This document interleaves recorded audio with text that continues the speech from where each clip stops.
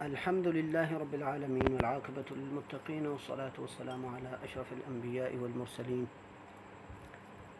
أما بعد رب اشرح لي صدري ويسر لي أمري واحلل عقدة من لساني يفقه قولي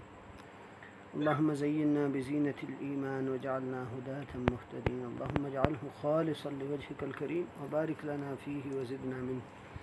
واجعله في ميزان حسناتنا يوم القيامة يا رب العالمين أما بعد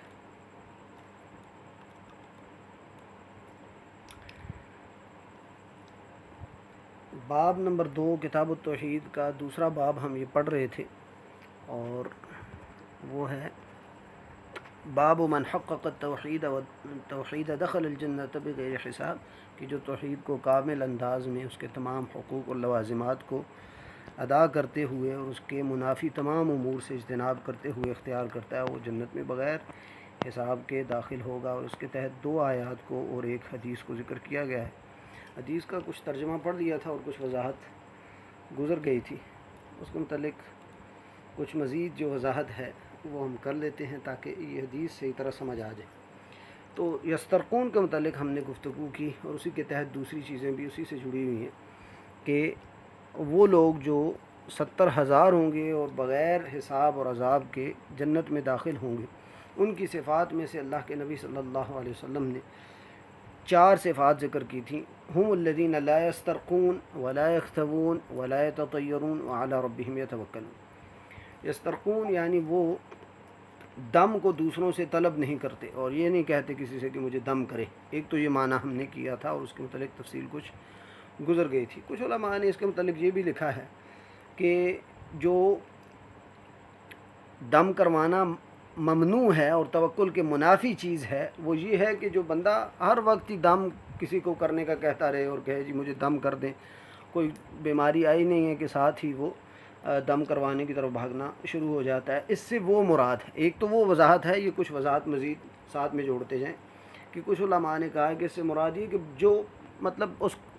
غالباً جو ہے جب بھی کوئی مسئلہ ہو وہ دم کروانے لگ پڑتا ہے، یہ کروانے کا مسئلہ ہے، کسی سے دم طلب کرنا۔ تو یہ بندہ بھی اس کے منافی ہے، توکل کے منافی یہ چیز ہے کہ ہر مسئلے میں وہ دم کروانا شروع ہو جائے، تو اس حالت میں استرقاء اور دم کروانا مکروہ ہے۔ لیکن اگر کسی کی سخت حاجت ہے اور سخت ضرورت ہے تو اس کے لیے اگر وہ کبھی کبھی کروا لیتا ہے تو اس کے لیے مسئلہ پھر نہیں ہے، وہ توکل کے منافی بھی نہیں ہوگا، خاص کر جب اس کا دل جو ہے دم کرنے والے کے ساتھ جڑا ہوا نہ ہو، اس لحاظ سے کہ اللہ سے کٹ جائے۔ جیسے کہ ہوتا ہے ایک سبب بندہ اختیار کرے، جیسا کہ ابن تیمیہ رحمہ اللہ کی عبارت مشہور ہے، وہ فرماتے تھے کہ اسباب کو اختیار کرنا یہ عین سنت ہے، لیکن اسباب اختیار کرنے کے بعد اسباب پر توکل کرنا، اللہ پر توکل نہ کرنا، اسباب پر توکل کرنا یہ شرک ہے، ابن تیمیہ رحمہ اللہ نے ذکر کیا ہے۔ اور یہ بڑی باریک لائن ہے جس کو سمجھنے کی ضرورت ہے کہ اسباب کو اختیار کرنا یہ توکل کے منافی نہیں ہے، لیکن اسباب پر ہی توکل کر لینا اور اسے ہی مؤثر حقیقی بنا لینا یہ جو ہے توکل کے منافی چیز ہے، اور یہ جو ہے اس کو یہ توکل کے منافی چیز ہے۔ خیر، یہاں بھی اسباب اختیار کرنا، اور خاص کر یہ استرقاء سے اللہ کے نبی صلی اللہ علیہ وسلم نے اس حدیث میں منع کیا،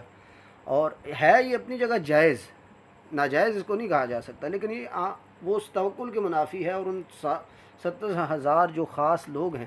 جن کی صفات اللہ نے ذکر کی، اللہ کے نبی صلی اللہ علیہ وسلم نے ذکر کی ہیں،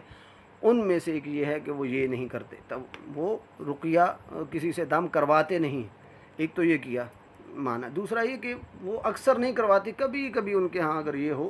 اور ساتھ میں یہ ہو کہ دل جو ہے اس کے ساتھ جڑا ہوا نہ ہو۔ لیکن یہ بھی شرط اگر رکھی جائے ساتھ میں تو یہ بڑی بھاری شرط ہے کہ دل میں اس دم کرنے والے کے ساتھ کچھ نہ کچھ تعلق دلی نہ بنے، یہ ہو نہیں سکتا، بہت مشکل چیز ہے۔ البتہ نبی علیہ السلام نے عائشہ رضی اللہ عنہ کو دم کرنے کے لیے کہا، یہ بھی موجود ہے۔ اسی طرح ترمذی میں ایک حدیث ہے صحیح درجے کی ہے کہ اسماء بنت عمیس رضی اللہ عنہ آئی، انہوں نے کہا کہ میرے بیٹوں کو اس طرح نظر لگ جاتی ہے، تو اللہ کے نبی صلی اللہ علیہ وسلم نے کہا کہ ان کے لیے دم کروا لیا کریں. اللہ کے نبی صلی اللہ علیہ وسلم نے ان کو اجازت دی اور پھر کہا کہ اگر کوئی چیز تقدیر پر سابق ہوتی، تقدیر سے آگے بڑھنے والی ہوتی تو یہ نظر ہوتی، لیکن یہ نظر بھی نہیں ہے تو اس کا مطلب کوئی چیز نہیں ہے. لیکن دم کروانے کی ان کو اجازت دے دی، لیکن ساتھ میں یہ چیز اپنی جگہ ہے کہ دل اس کے ساتھ نہ جڑا ہو. اور ساتھ میں علماء نے یہ بھی ذکر کیا کہ ایسا بندہ دم کروا رہا ہے کسی سے کہ اس کو اگر کچھ نہ کچھ اجرت بھی دیتا ہے تو یہ پھر خاص کر، کیونکہ آپ سوال کر رہے ہیں، کسی سے کچھ مانگ رہے ہیں لیکن اس کے بدلے میں اجرت دے رہے ہیں، تو اس صورت میں وہ جو ایک ذلت ہوتی ہے سوال کی، اور آپ کہہ لیں کہ ایک عاجزی آتی ہے بندے میں، وہ چیز ختم ہو جاتی ہے اور یہ تعلق اللہ کے ساتھ ہی رہتا ہے. یعنی اللہ تعالیٰ چاہتے ہیں کہ اللہ تعالیٰ سے ہی بندہ مانگے. اب بندہ کسی اور سے سوال کرتا ہے، بے شک وہ دعا کا سوال ہو، دم کا سوال ہو یا کسی اور چیز کا سوال ہو، وہ سوال تو سوال ہے اپنی جگہ. تو اگر بندہ دم کرواتا ہے اجرت کی بنیاد پر تو وہ بھی اس چیز سے نکل جائے گا کہ وہ سوال مذموم نہیں ہے، کیونکہ اس میں سوال کے ساتھ ساتھ وہ جڑ گیا ہے کہ اس کے ساتھ اجرت جڑ گئی. اب وہ ذلت نہیں ہوگی جو عام سوال بغیر اجرت کے ہوتی ہے. لیکن پھر بھی اس کی بنیاد پر یہ نہ ہو کہ بندہ مطلب اس کو بالکل ہی جائز سمجھ لے اور اکثر اس کو کروانا شروع کرتے. علماء نے یہ کہا ہے کہ کبھی کبھی اگر کسی نے کروا لی اور بہت مطلب بعض اوقات ایسا مسئلہ آ جاتا ہے کہ جو کہ بالکل ہی انسان مجبور ہو جاتا ہے، ایسی صورت نہیں ہے کہ پھر بالکل ہی شریعت نے منع کیا ہے یا پھر اس کے کمال توکل کے منافی ہے، جیسا کہ ایک بندہ جو ہے یہ چاہتا ہے کہ ان لوگوں میں ہو، لیکن پھر بہت بڑی آفت جیسے کہ جادو کا مسئلہ ہو گیا یا کوئی اس طرح کا مسئلہ کہ جس میں ان کو دم کروانے کی ضرورت ہے اور شدید ضرورت ہے، تو اس صورت میں اگر وہ کرواتا ہے لیکن اپنے آپ کو بار بار اس بات کی یاد دہانی کرواتا رہے کہ یہ اس نے شفا نہیں دینی، یہ بلکہ اللہ تعالیٰ کے کلام نے اور اللہ تعالیٰ نے شفا دینی ہے اور اللہ نے اس میں تاثیر ڈالنی، تو اس صورت میں پھر ٹھیک ہے. اس صورت میں علماء نے اجازت دی ہے. تو ایسا دم کروانا یعنی ایسا دم طلب کرنا جو توکل کے منافی ہے، وہ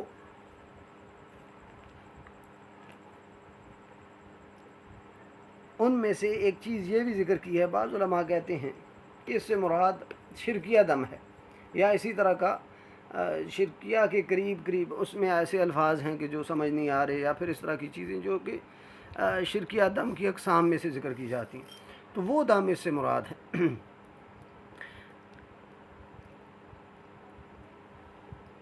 لیکن یہ بات بھی درست نہیں ہے، کیونکہ شرکیہ دم کی مذمت کے بارے میں دیگر احادیث موجود ہیں. یہاں تو جیسا کہ شروع میں یہ قصہ مذکور ہے جس سے یہ پتہ چل رہا ہے، حسین ابن عبداللہ کہہ رہے ہیں کہ میں نے خود کو دم کیا تھا، بلکہ میں نے دم کروایا تھا. تو سعید ابن جبیر رضی اللہ عنہ رحمہ اللہ نے کہا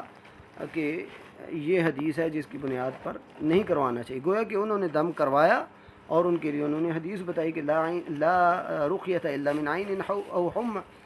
اور کہ جو دم کروانا ہے وہ صرف نظر کے لیے اور اسی طرح کسی زہریلی چیز کے کاٹنے کی وجہ سے ہی دم کروایا جائے گا. گویا کہ وہ حدیث وہ ان کے ساتھ خاص کر رہی، اور یہاں جو بتایا جا رہا ہے یہ کمال توکل ہے. البتہ اصل جو شرکیہ دم ہے وہ تو ظاہر سی بات ہے حسین جو ہیں حسین ابن عبداللہ انہوں نے نہیں کروایا ہوگا، لیکن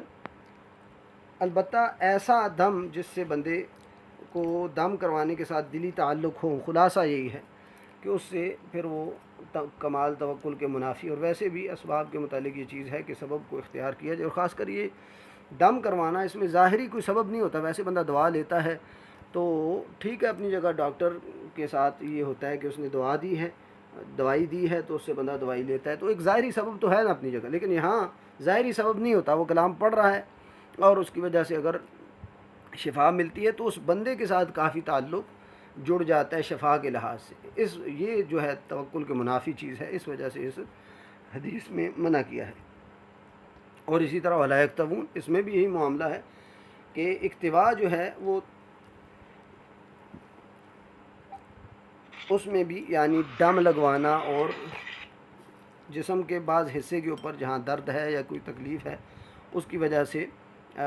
کچھ داغنا، گرم لوہا وغیرہ کر کے داغنا، اس کا ایک خاص طریقہ عربوں کے ہاں مشہور تھا کہ جس سے جو ہے وہ شفا ملتی تھی ان کو،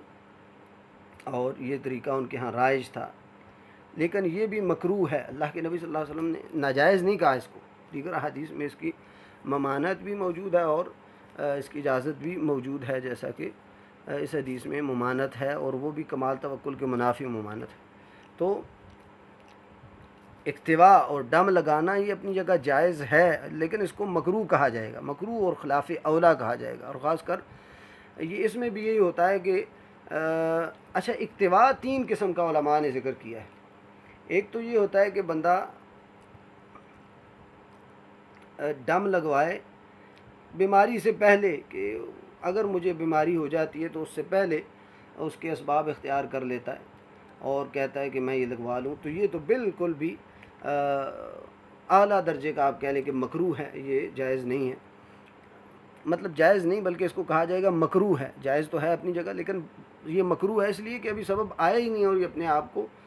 درد میں مبتلا کر رہا ہے اور تکلیف میں مبتلا کر رہا ہے جس کی ابھی تک حاجت نہیں تھی۔ اور دوسرا یہ کہ ایسی کوئی بیماری ہے کہ جس پر یہ دم تو لگوا رہا ہے، یہ اپنے جسم کو دغوا رہا ہے گرم چیز سے، اب یہ جو بیماری ہے جس سے یہ کروا رہا ہے اس کا کوئی اور علاج بھی ہو سکتا ہے، کوئی اور علاج بھی ہو سکتا ہے، تو ایسی صورت میں بھی یہ مکروہ ہے، اور ایسی صورت میں بھی دیگر علاج کو جو ہے ترجیح دینی چاہیے اور اس کی طرف نہیں آنا چاہیے۔ اور تیسرا یہ ہوتا ہے کہ ایسی چیز، ایسا سبب اور ایسی بیماری آ گئی ہے کہ جس کی بنیاد پر اس نے بہت سارے اور طریقے اور علاج کے ذرائع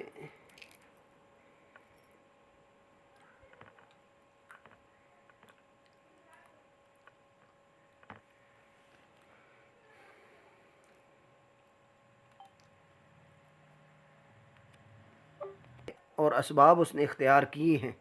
لیکن ایسی وہ بیماری ہے کہ جس کے لیے یہی دوا ہی مجرب ہے کہ اس کو اگر دم ہی لگوایا جائے اور داغا ہی جائے جسم کو قسم گرم چیز سے، تو پھر ہی اس کی مرض کی شفا ہوتی ہے۔ تو ایسی صورت میں پھر وہ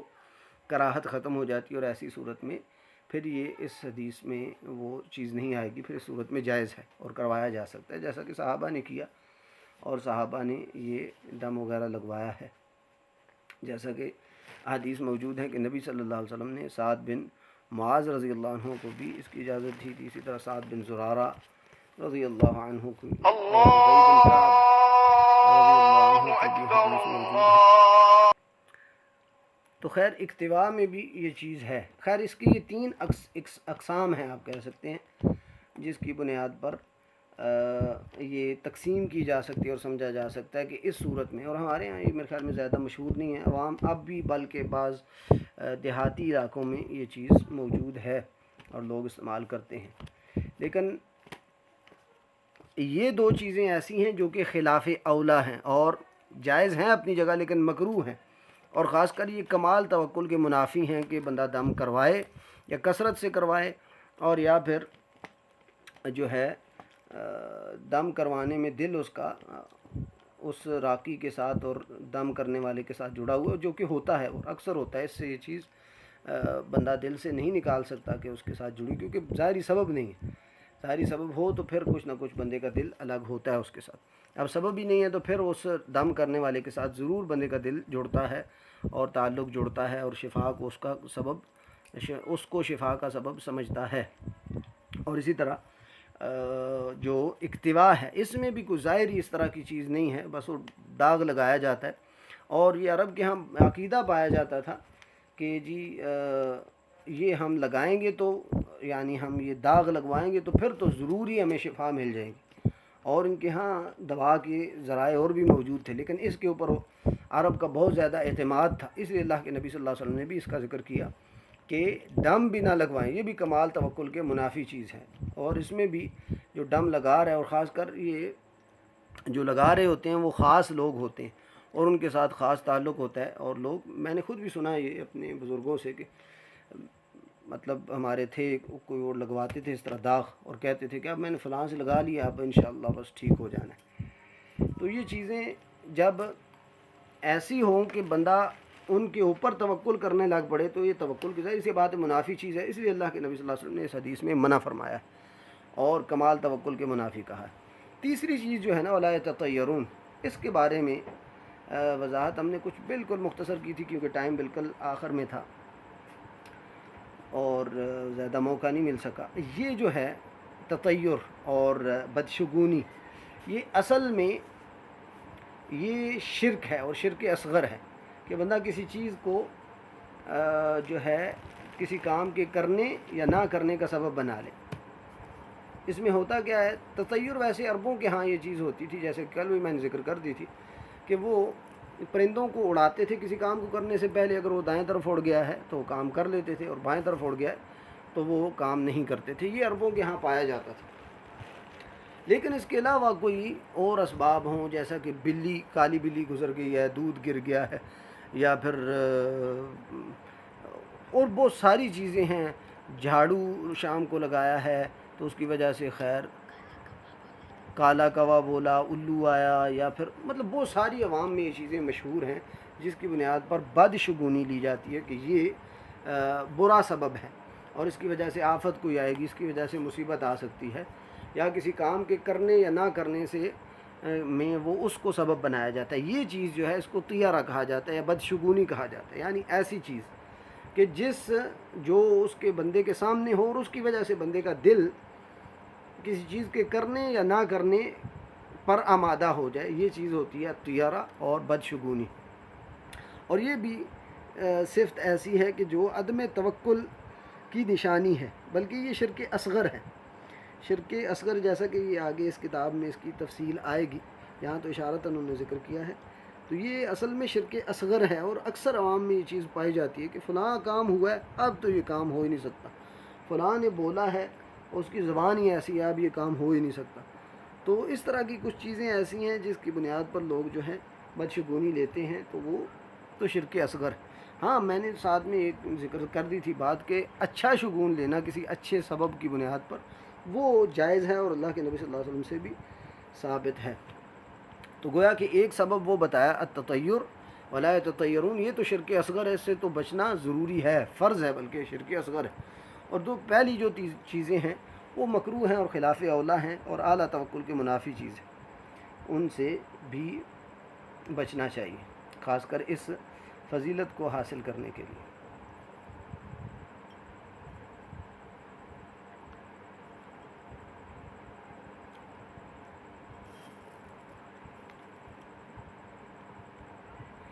اچھا بہت سارے اور بھی اسباب ہیں، جیسا کہ مثال کے طور پر رجب کے ساتھ بعض چیزیں جڑی ہوتی ہیں، شوال کے ساتھ جڑی ہوئی ہیں، یا پھر محرم کے ساتھ جڑی ہوئی ہیں اور سفر کے ساتھ جڑی ہوئی ہیں. اس طرح کی بہت ساری چیزیں ہیں جو اس بدشگونی میں آتی ہیں. اسی طرح بدھ کے دن فلاں کام نہ کریں جی، اور مطلب اس کی اب بس اقسام ذکر کرنا چاہیں تو شاید مجھے سب پتہ بھی نہ ہو کیونکہ عوام کے ہاں بہت کچھ مشہور ہے اور وہ صرف یعنی لوگوں کے ہاں مشہور ہونے کی وجہ سے چیز عام ہو گئی، ورنہ وہ اصلی اسباب نہیں ہوتے، وہ اسباب نہیں ہوتے بلکہ ان کو بنا کے لوگوں کے ہاں اور لوگوں کا توکل خراب کیا جاتا ہے. خیر ولا یتطیرون کہ وہ بدشگونی نہیں لیتے. اچھا آخری چیز ہے وعلی ربہم یتوکلون، اور وہ اپنے رب پر کامل توکل کرتے ہیں. اب یہ چیز جو ہے ان سب کا خلاصہ ہے، بلکہ ان سب کے یہ پچھلی جو 3 صفات ہیں کہ دم نہ کروانا اور داغ نہ، جسم کو نہ داغوانا اور بدشگونی نہ لینا، یہ سب توکل کے منافی چیزیں ہیں. خاص کر یہ تطیر، اس سے تو بچنا واجب اور فرض ہے کیونکہ شرک اصغر ہے اور پچھلی 2 چیزیں خلاف اولا اور مکروہ ہیں. تو یعنی توکل یعنی جو اللہ پر اعتماد کرتے ہیں تمام اپنے امور میں، اپنے تمام امور کو اللہ کے سپرد کرتے ہیں. خاص کر یہ 3 امور پچھلے جو ذکر ہوئے ہیں، دم کروانے میں، داغ لگوانے میں اور بدشگونی کرنے میں، اس سے بچتے ہیں وہ اور اپنے معاملات کو اللہ کے سپرد کرتے ہیں.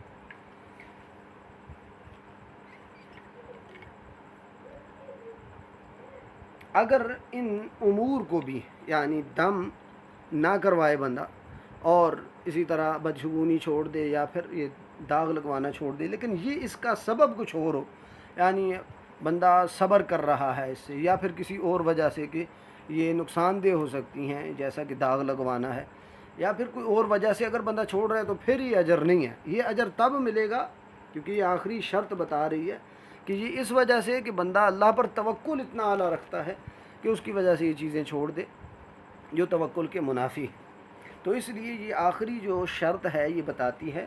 کہ توکل کی وجہ سے بندہ یہ چیزیں چھوڑتا ہے جو کہ جائز ہیں دو چیزیں، اور ان کے باوجود ان کو اعلیٰ توکل کے منافی ہونے کی وجہ سے چھوڑتا ہے، لیکن کسی اور وجہ سے اگر چھوڑتا ہے تو پھر یہ ثواب نہیں ہے جو کہ اس حدیث میں موجود ہے۔ تو توکل کہتے ہیں کہ اپنے دل کا خالص جو اعتماد ہے وہ اللہ کے ساتھ جڑا ہوا ہو اور اپنے معاملات کو اللہ کے ساتھ جوڑے۔ البتہ توکل کا یہ مطلب نہیں ہے کہ بندہ اسباب کو چھوڑ دے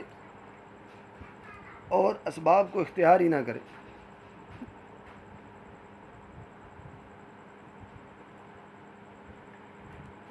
بلکہ اسباب کو اختیار کرنا یہ ضروری ہے،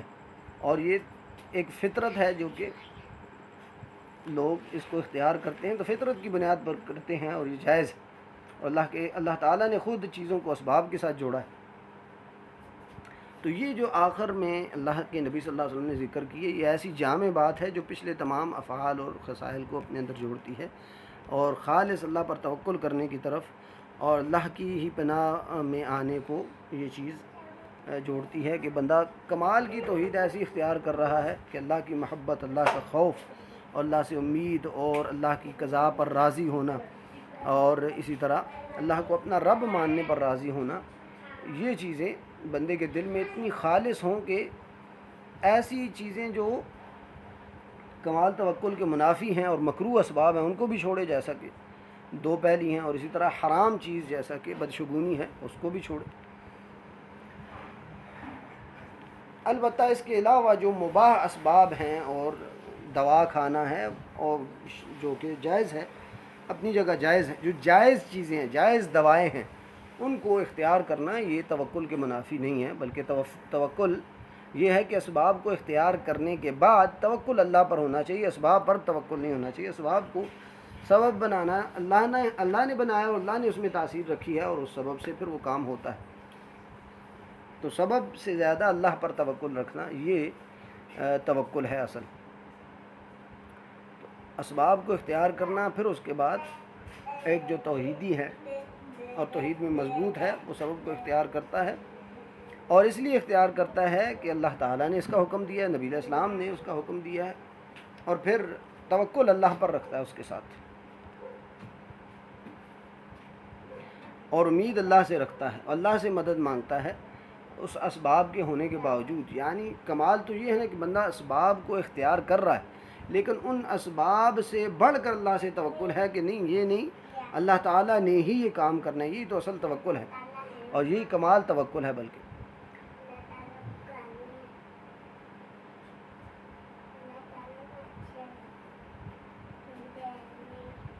تو ہم الذین لا یسترقون ولا یکتوون ولا یتطیرون وعلی ربہم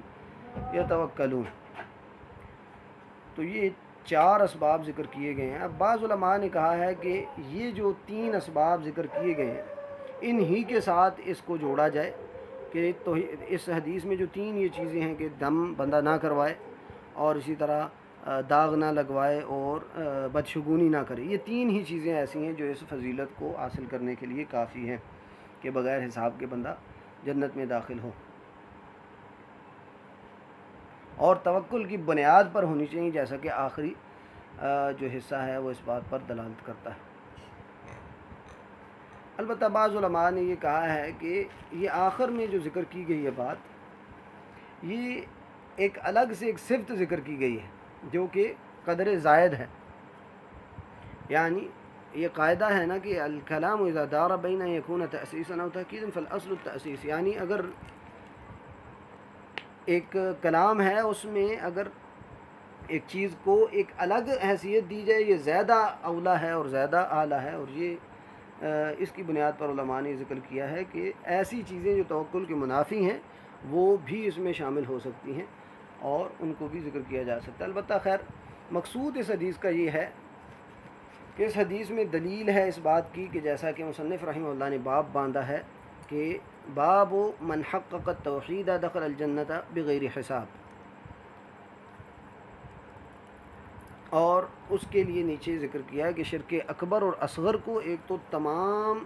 شرک اصغر اور اکبر کو چھوڑیں جیسا کہ اوپر آیت گزری ہے، والذین هم بربهم لا یشرکون، بالکل شرک اکبر اور نہ اصغر کرتے ہیں۔ اور پھر اسی طرح اور اس حدیث میں بھی بتایا گیا کہ وہ امور جو مکروہ ہیں اور توکل کے منافی ہیں تو یہ بندہ اپنے عقیدے کے لیے احتیاطاً ان کو بھی چھوڑتا ہے، اپنے عقیدے کی صفا کے لیے اور توکل کے کمال کے لیے۔ ان لوگوں کا یہ اس بات کے مستحق ہیں کہ ان کو یہ مقام ملے کہ وہ بغیر حساب کے جنت میں داخل ہوں، اللہ تعالی ہمیں ان میں سے بنائے۔ تو اس حدیث کا اس باب سے یہی تعلق ہے، اور جو کہ بڑا واضح ہے کہ یہ 4 صفات جو بتائی گئی ہیں یہ ایسی ہیں کہ جن کی بنیاد پر اگر بندہ ایک کمال درجے کی اگر اپنی زندگی میں اس کو لاتا ہے اور توکل کمال درجے کا اللہ پر کرتا ہے، اور توکل کو صحیح سمجھ کر اسباب چھوڑنا نہیں اپنی جگہ، مکروہ اور شرکیہ جو اسباب ہیں ان کو چھوڑنا اور اختیار نہ کرنا، اور پھر جو مباح اسباب ہیں، جائز اسباب ہیں، ان کو اختیار کرنا، لیکن تعلق ساتھ ساتھ اللہ پر ہو، اللہ کے ساتھ ہو کہ اللہ نے یہ کام کرنا ہے، اللہ کے کرنے کے علاوہ اور کوئی نہیں کر سکتا، اللہ کی تقدیر ہی اور اللہ کی قضا سے سب کچھ ہوتا ہے۔ یہ اگر عقیدہ ہے بندے کا کمال کا تو پھر بندے کو وہ مل سکتی ہے، اور وہ بھی اللہ تعالیٰ سے دعا کرنے سے، اللہ تعالیٰ سے امید رکھنے سے، یہ نہیں کہ بندے نے کر لیا تو پھر اس کے بعد اس پر واجب ہو گیا۔ تو یہ اس باب سے بیان کرنا مقصود تھا۔ اس کے بعد نیچے کچھ مسائل ان سے جو اخذ ہیں